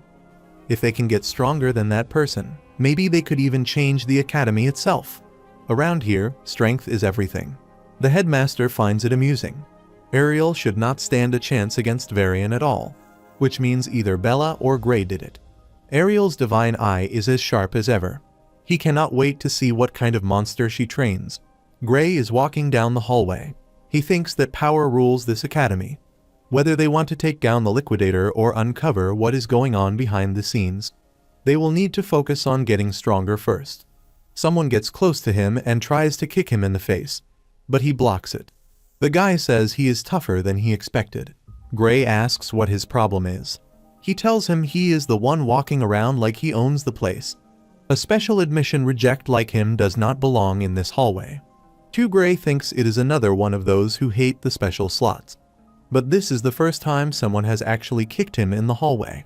He asks him if he is picking a fight. He would love to, but it looks like reject number 2 just showed up. Ariel came up. The guy is speaking in his head and apologizes. Surveillance is tight, so he could not get any closer. But he will send Varian someone else there soon. Ariel asks what happened. Some random student just kicked him. He said that a divine I special admit like him should not even be walking around the academy's halls. No weapon injury, so she cannot do much officially about it. She says to chase him down and punch the lights out of him. He asks if he is allowed to do that. She cannot technically permit it as her professor, but her eyesight's been getting pretty bad lately. If something happened nearby, she just might not notice. He says to leave him alone. He does not want to cause any more trouble. She wants to know if the Divine Eye special admissions are really disliked. People do make fun of them sometimes, but this is the first time it has gotten physical. She asks if they mock him. She is sorry. If only she had a bit more authority around here, she could have helped him. She should not worry about it. If it were not for him, he would not even be in the academy. Besides, Bella and the others will prove the Divine Eye program was not a mistake. After all, she has got a good eye, Professor. She thanks him. But he should not act like it is someone else's problem. Out of everyone in the Divine Eye group, he is the one who she expects the most out of. Amy White, Leek Muller, Jacob Bloomfield. Like the special admits, before them, they will all become top tier. 3. But the first time she truly believed someone could surpass humanity itself was when she met him. Comparing him to them is rough, but he knows that kind of thinking is weak. The mastermind behind Varian probably has not given up on summoning the liquidator yet. Even they could not scratch that thing. He came back to this timeline to make sure he could defeat it. The fate of this world rests in his hands. The classes start. Swordsmanship class will be live combat practice. They should pair up according to the list on the board. Gray needs to be sharp in this practical training. If he screws this up, everyone will start badmouthing all the Divine Eye admissions again. At the very least, he needs to show he can keep up with the regular students. He has to pair up with Leonhardt Apias. He is the strongest first year. The instructor tried to match the students of similar skill levels, so they should not hold back. Treat this like a real fight. He wonders how he ended up fighting the top student when he barely got in as a special admit. And he already hates Divine Eye students. He is probably itching to beat him bloody after that last incident. Leon greets him. Gray gets scared at first, but he is really glad that they are partners. He thinks sparring with Lord Gray. Becoming top of the class was worth it for him. He has trained harder than anyone alive. He wants him to witness his true swordsmanship. Gray is getting chills that his smile is way too bright. There is no doubt about it. He loves the fact that he finally has the chance to beat him up legally. But that is not the case. They get ready to fight. They both fight and they are blocking and dodging each other's attacks. He finds him strong. It is hard to believe he did not make it in through regular admission. Gray thought he would get wrecked instantly, but he is actually holding his own. Still, he cannot match his raw power. Even with both his arms are fine. Leon's swordsmanship is insane. It is a proper by-the-book style. Poli swordsmanship but perfected to a terrifying degree. Even with the experiences from his past life and his master's training. He is a monster for someone in his first life. The students are surprised he is actually keeping up with Leonhardt. Leon finds it wonderful. He could do this all day. Gray's stamina cannot keep up. If it were not for Professor Heathcote's training, he would already be down. He wonders why Leon is not even breathing hard. He is running out of stamina fast. He needs to end this now. He ducks under his attack and kicks him in the feet to throw him off. Leon understands that he is treating this like a real life or death battle. But he cannot afford to lose. They both have swords at each other's necks. It is a draw. Leon says that is not quite it. In that last instance, all he could do was swing his sword. On the other hand, he could have pierced straight through his heart if he had wished so. This is a mock battle, so he forced himself to thrust his sword at his neck. Gray says that even with all those protective spells, pointing a sword at someone's heart in a mock duel is messed up. Which still means Gray lost. Thanks to Gray, he finally gets the difference between real combat and fencing practice, and that fighting is not just about sword skills. Gray says it is a bit of a cheating move for a swordsmanship class, though. The instructor said to treat it like real combat. There is no such thing as cheating in a real fight. Leon wants to go for another round. Gray thinks he only won because he caught him off guard. If they go at it head-on, there is no way he will stand a chance.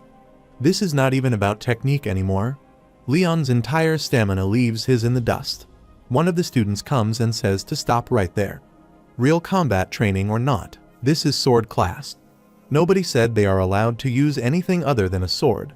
And how a special admit loser like him gets paired with the top student. Gray says he should not get cocky just because they have got some magic. It is not like he chose the matchup. The professor decided that Leon was the only one worthy of fighting Gray. He should not butt in. The professor says he paired students with similar overstrength. Gray is the only one who can take Leon on. If the student is not satisfied, he can try himself out. If he can beat Gray, they can be Leon's opponent. He agrees. He beat that examiner to get here.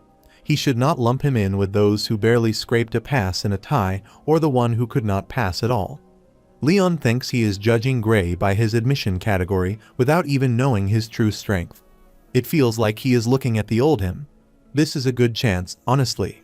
His power deserves recognition. But more importantly, he has interrupted his time with Lord Gray. He gets furious.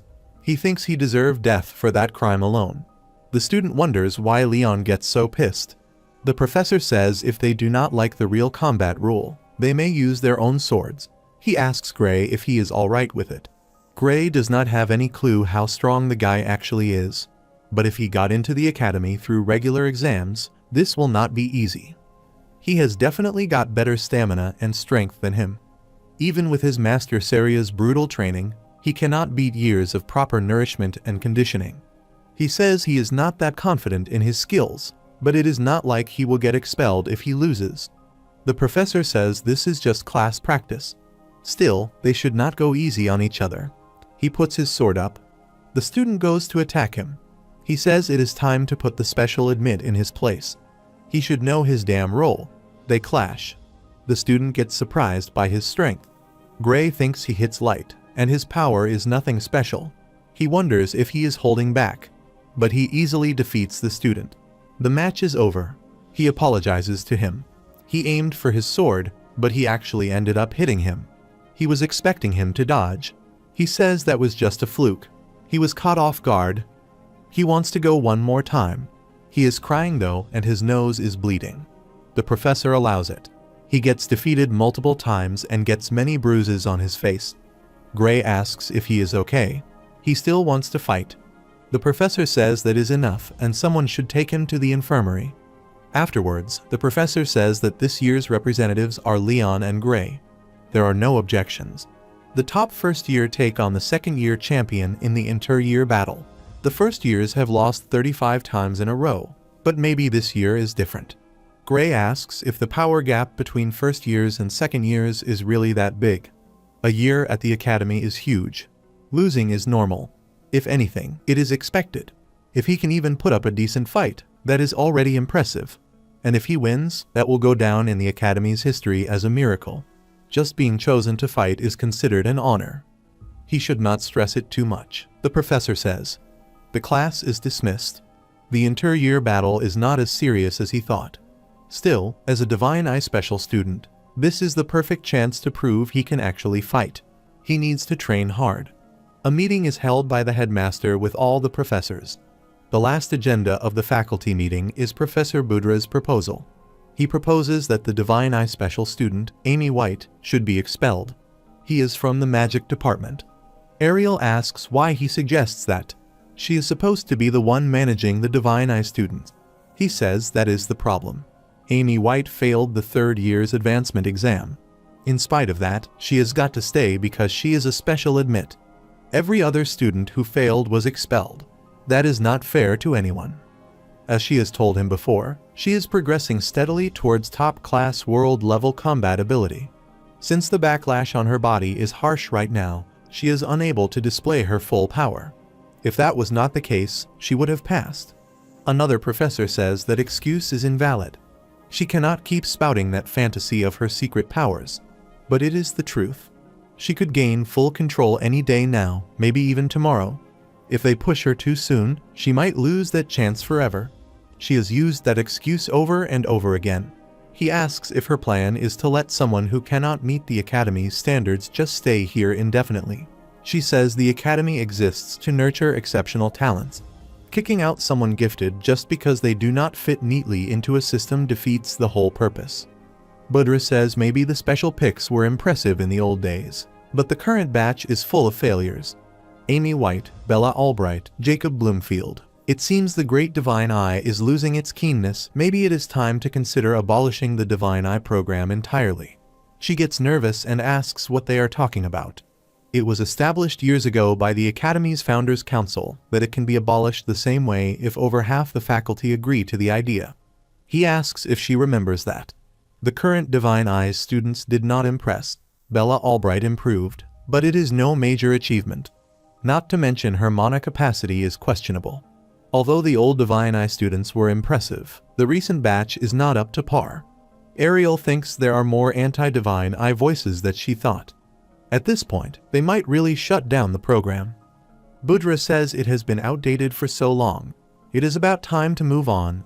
Or is she still planning to claim she can judge talent better than the rest of them? She wants to say yes, but it will only provoke them. They already dislike her. Still, many professors care about whether the program benefits the academy. If she wants them on their side, she cannot say anything that will make them turn on her. Budra mocks her for staying silent. At least they know she is past her prime. She may have had great achievements in the past, but maybe it is time to retire before her legacy is ruined. If she wants to raise her favorite student however she likes, she can start her own school. They laugh and say it is a brilliant idea. They are mocking her very much. She is getting nervous. She thinks she can still recognize real talent, but those kids need more time. If they have time, they will prove themselves. She just needs to stop them from getting expelled before that happens. Anything she can do. One professor talks about Gray. He is promising among the first-year swordsmanship students. He was picked for the inter-year battle too. Budra says he does sound promising. They should let him prove it in the competition. They can decide the Divine Eye program's future after seeing the results. She sees Heathcote and he nods his head to say that he is not ready. She tells them that his power is not suited for mock battles. He is better in kill or be killed situations. They want her to stop with the excuses. If he cannot show it in training, he will not show it in real combat either. Every professor here knows that. She says they do not understand. His abilities are not normal swordsmanship. Everyone goes silent. The headmaster says that is it for today's meeting. Since this discussion is going nowhere, they will end it here. Still, seeing the Divine Eye admits in action does sound reasonable. They will watch his performance in the inter-year battle and decide after that. The meeting is adjourned. Budra says he is looking forward to the competition. It should be quite the show. Ariel gets very sad. She thinks she is too weak to protect everyone. She knows Gray's power does not fit mock battles, and she knows what she is hoping for is unreasonable. Even so, she wants him to win so he can help them. She starts tearing up. The day of the inter-year battle arrives. The arena is crowded fully. The inter-year battle will now start. To introduce the competitors, they have their first-year top student, Leonhard Apias. The second-year top student, Lionel Hartman. The first-year challenger, Gray Lee. The second-year challenger, Dibel Radardal. He is the same student who kicked Gray in the hallway. All the professors shall witness what they are all capable of. Leon asks Lionel if inter-year battles are usually like this. So many professors have come to observe the showdown. He says this is a first. Only 3 fencing professors bothered to show up last year. Lionel wonders why there are so many this time. Leon says the professors must be curious about Gray. They certainly have great taste.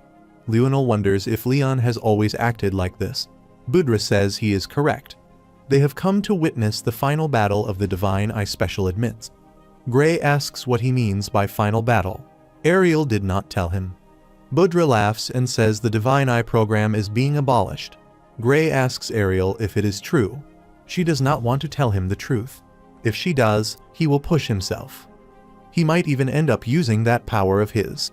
But in his current state, it could kill him. She says Budra is just trying to mess with his focus. He should not let it get to him and just fight. He sees her hand shaking though, but he understands and trusts her. Budra does not say about it, and they can go embarrass themselves. Once she loses pathetically, the other professors will finally realize that the Divine Eye Ariel's sight is not keen as it used to be. Gray says he cannot let that comment slide. He does not care if he insults him, but he should not dare to talk down on Professor Ariel's judgment. He sees him with a furious look in his eyes. Ariel is shocked by his statement. Budra panics a bit. He wonders what kind of strength her eye picked up in him. Unlike his professor, those who have not gone senile seem convinced he will lose pathetically. He says very well and wants to prove them wrong. Budra gets angry. The match is going to start. They should split up and go with their teammates. She appreciates his trust, but wonders what he is planning to do. If he were fighting the top student, his practical swordsmanship might have given him a slim chance. But he has been matched with a terrible opponent. Dibel Radardal. Bradley rewired his brain surgically, boosting his reflexes to inhuman levels. He is practically a living weapon. He is the worst possible matchup for Gray's ambush tactics. She does not want him to use his power. She tells him not to push himself for her sake. He says he knows. They will begin the top student match. They should step forward. The arena is warded with protective magic to prevent fatal wounds. Triggering their opponent's safeguard counts as victory. Fight as if this were real combat. Leon goes to attack first. Lionel is ready and wants to see what he has got. They fight viciously. Leon realizes he cannot fight like Lord Gray, as he fails to land a kick on his face. Lionel says he is pretty good. He is much stronger than he was in his first year. He wants to pick up the pace. Leon gets pushed to the edge with his attacks. He hits the safeguard of Leon, and that match is over. The winner of the match is the top student Lionel. Leon thanks him for that match. Lionel finds the match good as well. Next, they will begin the challenger match. Leon wishes good luck to Gray. He thanks him. He already ran his mouth, so he has to back it up now. He has fought more hopeless monsters that he can count before turning back time. Compared to that, this should be winnable. Deeble, his opponent, wants to take revenge for Varian. He will send him to the same place he is in, which is hell. Their battle begins. Gray is surprised by his strength and reflexes. It feels heavy to him, the way he defended his attack. Professor Ariel did tell him his reflexes were boosted, but he wonders if they buffed his arm strength too. With this much difference in power, he knows no trick he pulls will work. He wonders how he is supposed to fight him. He has his power, but he knows Ariel said if he uses it again, he will die. The tournament is important, but it is not worth his life. Besides, the arena's defensive barrier will not hold against it. If he uses it, he might end up killing his opponent. If it is to protect the Divine Eye slots, he is ready to risk his life. But he possibly cannot kill someone in a school tournament. Eventually, he finds his movements to be weirdly simple. With his physical stats and reflexes, taking him down should be easy. He is not lacking technique. He is holding back. He wonders what Deeble is planning. Deeble catches him off guard and goes to attack his eye. He thinks he cannot dodge this, but his body reacts. He wonders how that happened. He definitely should not have made it in time. He thinks Deeble might have weakened his attack on purpose. Ariel uses her Divine Eye and sees Deeble's heart. It has dark magic. The professors are commenting that it is one-sided. The second years this year seem to have quite a nasty personality. Even though he could end it any time, he keeps dragging it out. The Divine Eye student has his hands full just trying to block the second year's attacks, yet he still will not surrender. It proves that he might be strong enough. Budra thinks Deeble also knows that the Divine Eye is about to be abolished, so he is trying to hint it to us. Because at this rate, the whole Divine Eye special slots thing is going to turn into a total mess if they keep on waiting. They find him to be a considerate student, thinking about the academy. Ariel shouts to stop this fight. It should end right now. Budra asks what exactly is dangerous in this mock battle. Another professor says she might not be aware in a mocking tone. But the arena is covered with a powerful protection spell. Any attack that would cause fatal injury is automatically blocked. That is why the students can fight seriously without fear. Unless she has some other reason, she wants this battle stopped. She knows about the protection spell, but it will not be enough to safeguard Gray. Deeble unleashes his dark energy. He attacks him from afar. He barely dodges it. The floor is split, and even the protection magic was torn. The professors were barely close to getting hit.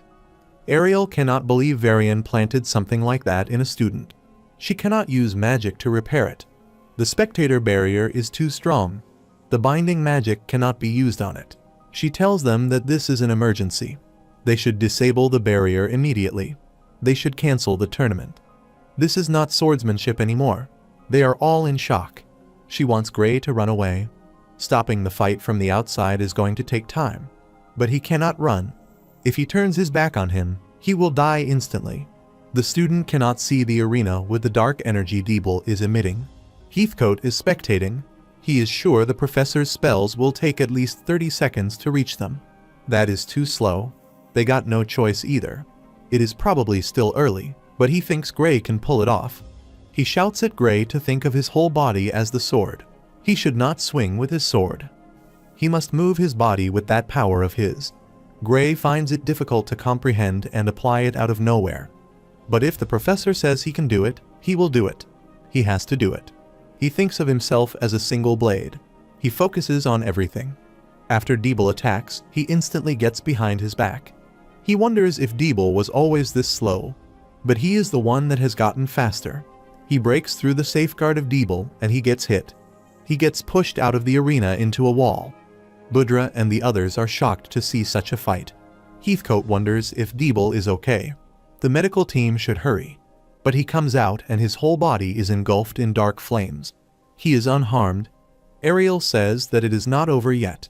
He should stay sharp. He gets ready, but he barely dodges attacks of magic from Deeble. It is overwhelming and Budra shouts what is going on. The professors say it will take 10 more seconds to disengage the barrier. Gray somehow pushes through and gets close to him. His strength and speed are inhuman. Then again, Gray thinks he is not exactly human either. Even after all the attacks, Deeble is unscathed. Gray gets attacked and he spits blood. If he does not hit him back, he is done for. He calls for more power. In an instant, he slashes off both arms of Deeble. But he is emitting black energy from his arms. The barrier has been disengaged. They all use their magic to hold Deeble in place. Gray is out of breath, but he starts bleeding. Ariel goes to him and casts her magic. She asks the other professors to cast healing magic on him. He barely survives. Ariel is relieved. He gets instantly fine and stands up. Ariel is shocked that he can already stand. The professor beside him asks if he is really okay. He thanks them. He asks Ariel how it looks with her divine eyes. She finds it unbelievable. After using that much power, his soul has not had so much as a scratch. His body was taken care of by healing magic. Nothing should hurt anymore. Heathcote arrives and says it worked. They have managed to lessen the backlash, just as he thought. She gets angry. Without healing magic, he would have died. But he says they managed to keep it to wounds healing magic could fix. That is good enough to know. In any case, he wants him to withstand the recoil on his own someday. But that will still take time. Gray realizes this is what the insane training was for. A lot of things went off script, but she wants to confirm something. That is who has won the match. The second-year representative Deeble Radartle's protective barrier was activated by the first-year representative Gray Lee's attack. Therefore, the winner of the selection match is the representative of the first year's, Gray. Students cheer him on. With this, the Divine Eye student finally ended the first year's 35-loss streak. Heathcote thinks the win-loss record does not even matter anymore. After watching that fight, nobody can really say that Divine Eye Ariel's judgment was wrong. The headmaster says after seeing that fight, they have no choice but to admit she was right. No one is going to support the proposal to abolish the Divine Eye special slots now. If anything, the professors should be ashamed to even consider abolishing it. They almost expelled a student of such talent. They cheer on Gray. She thanks him. One professor says that those who pushed for abolishing the Divine Eye program should reflect on their own responsibility. The three professors, including Budra, are getting ridiculed now. He leaves saying he has got other preparations to handle. The two professors follow him. An old professor says that the saying "never pick a fight with the Divine Eye" still holds up. Though compared to the old days, Ariel has mellowed out a lot. Times have changed since then. Gray wonders if something happened to Professor Ariel in the past. Now that the distraction is gone, the headmaster wants to talk about a few things that concerns him with Gray. He asks what it is. In that match just now, the second-year rep Deeble Radartle clearly had some unnatural power forced into his body. They are going to investigate it. But the fact is that a mock battle that should have been completely safe ended up putting a student's life at risk. The Academy is fully responsible for not detecting the anomaly beforehand. First of all, he wants to apologize. Gray says not to worry about it. Nothing ended up happening in the end. He thanks him. After Deeble went berserk, he also unleashed some power. That was not magic, it was something far stranger. A type of power modern magic theory cannot even begin to analyze. He wants to know what that power of his actually is. Gray does not know what to say. He cannot bring up anything from before the regression, not when he does not know where the liquidator's mastermind is hiding. He says he has no idea. Even though he used it himself, the headmaster asks why he does not know. He says he did not know he had anything like that in him. Professor Ariel was the one who noticed it and explained it to him. She knows he is lying. By the time he took down the Ogre General, he was already using that power freely. She wonders what he is playing at. He knows she is reading his thoughts. He looks at her and says to just go along with it. To stop the liquidator, he needs her to keep being the one with the power. She gets his angle and realizes that he thinks of everything. She thinks he does not act like someone living life for the first time. But she trusts him and feels like she has no choice but to step up for him. She tells the headmaster that Gray's power cannot be analyzed through magic theory. However, she can clearly see it with her eyes. After observing his power, she asked Professor Heathcote, who has a good affinity with it, to help him out, and that made today's level of control possible. She is still researching how to draw the power out properly, but she wants him to leave everything regarding Gray's power to her. After seeing that fight, he says he cannot exactly refuse. The entire Divine Eye Special Group's handling is hers to command. If there is anything the Academy can do to help out, she just has to say the word. They are both surprised. She thanks him. He will be heading to the special underground medical ward to examine Deeble Radartle's condition. He will need her Divine Eye, so she should come as well. It is a pleasure for her. After some time, Gray goes to her office. As per the analysis, the power used on Deeble was nearly identical to the Liquidator's. There is no doubt the same crystals from that research facility were used. He asks what happened to Deeble. He is dead. He asks if he is the one who killed him with his attacks. She says no. The moment that power activated, Deeble Radartle stopped being himself. He may have already been gone when the power was implanted into him. It is clear this was aimed at him. A retaliation for killing Varian Bradley. She is certain. If Deeble was tampered with after Varian died, it means this was the work of a third part. There is definitely a bigger fish behind all this. She will keep digging into the connections, but it is going to take some time. Her intuition tells her that the deeper parts of the Academy are involved. He understands. If there is anything he can, she should tell him. She thanks him for everything.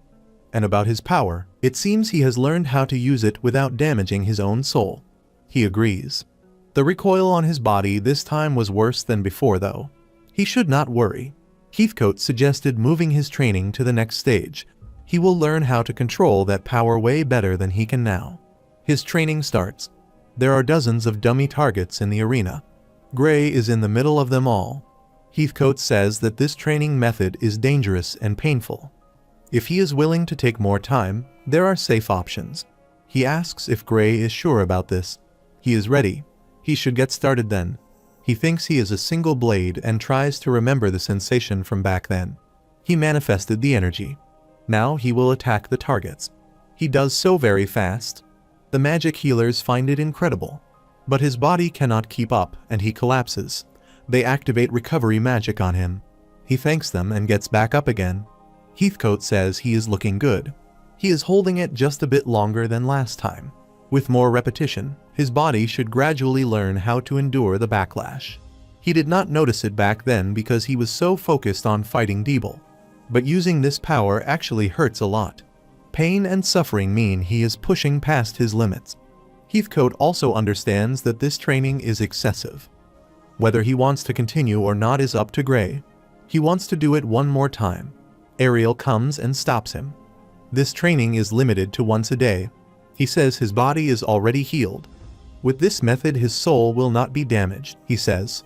She says physical injuries can be healed with recovery magic, but if he takes severe damage again before the nerves stabilize, it can throw off his sense when swinging a sword. He must understand that better than anyone. He remembers his past injury that held him back. Heathcote says it is a bit of a relief. Even he would hesitate to repeat this kind of training multiple times a day. One of the magic healers asks why Gray is in such a hurry to get stronger. He is already strong enough as it is. She says it is her fault. She dragged Gray into the fight with Varian, and because of that, the people working behind him now see Gray as an enemy. The Deeble incident was just the beginning. There are other people operating in the Academy's shadows, and possibly the criminal group Blood Drinker that stole magic catalysts for Varian might come after him too. Even if they isolate Gray somewhere, heavily guarded, she does not know if they can fully protect him. Getting stronger is the only way for him to survive. She is sorry about it. He says she should not worry about it. Stopping the Liquidator experiment was his own choice. He has to stop it, no matter what. She finds him to be too exceptional of a student. All she can really do is help him make the most of that power. Heathcote says that her wording means she has something on her mind. She asks if he has forgotten the quickest and safest way for a swordsman to be stronger. He remembers. Changing swords is the fastest solution. Gray is confused. The Academy-issued sword is supposed to be a top-tier custom weapon. Normally, it is more than good enough for a first year, but unfortunately, it cannot withstand his power. He agrees. She will take him to her vault. Heathcote is surprised if she is seriously planning to give him one of the weapons there. He is still a student. She says it is fine. She twists a key in the air, and the vault begins to appear. She says Gray has earned the right to hold a weapon from there. He should follow her.